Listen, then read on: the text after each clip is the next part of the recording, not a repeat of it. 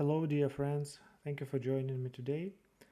So the idea today is to discuss a little bit data policies with Power Automate. So what are data policies? These are basically, they are also known as DLP, data loss prevention policies. And basically all it is, all it means that specific connectors, which we have in Power Automate, can access and share business data. So basically, you can classify the data which is non-business critical and business critical, and depending on the data type, you can define what connector can be used. All in all, there are three types of connectors. So if we look at connector classification, there is one which is called non-business. This is a default group, and all Power Automate connectors are there by default. It means that they can communicate with each other and the data can be shared and things like that, right? Then there are blocked connectors, meaning those you cannot use at all.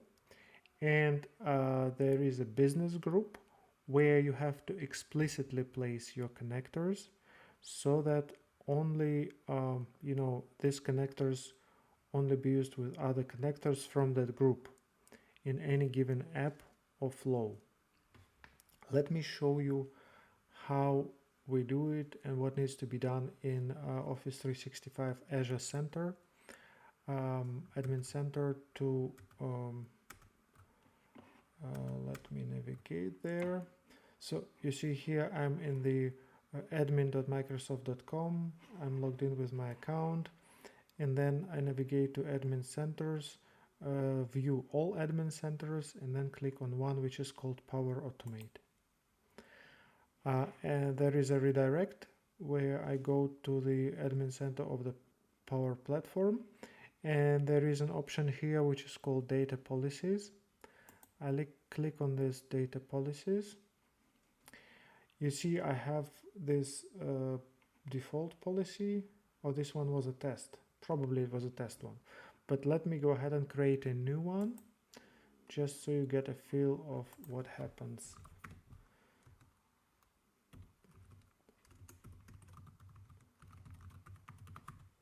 So I give this policy a name. Then you see I have some pre-built connectors, and by default all these connectors, well, quite a lot of them, 525, that's what we have so far, and they are all in non-business. So default group, you see in business I have 0 and blocked I have 0. And let's say, just for my test purpose, I need to block this deprecated connector for Dynamics 365. So I just select it and click block, right? Then it gets moved to the block group. And for business connectors, let's see, I have OneDrive and SharePoint.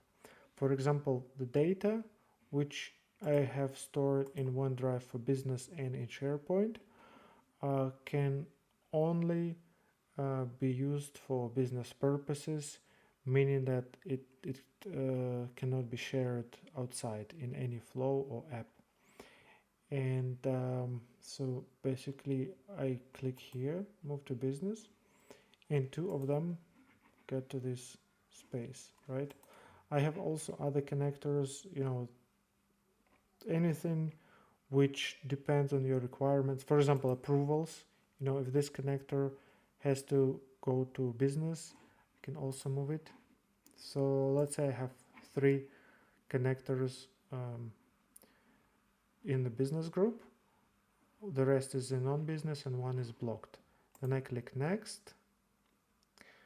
There is a connector pattern.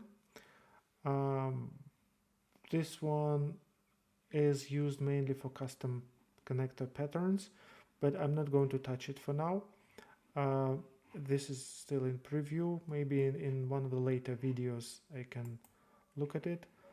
then the environment. So let's, for now I apply to all environments.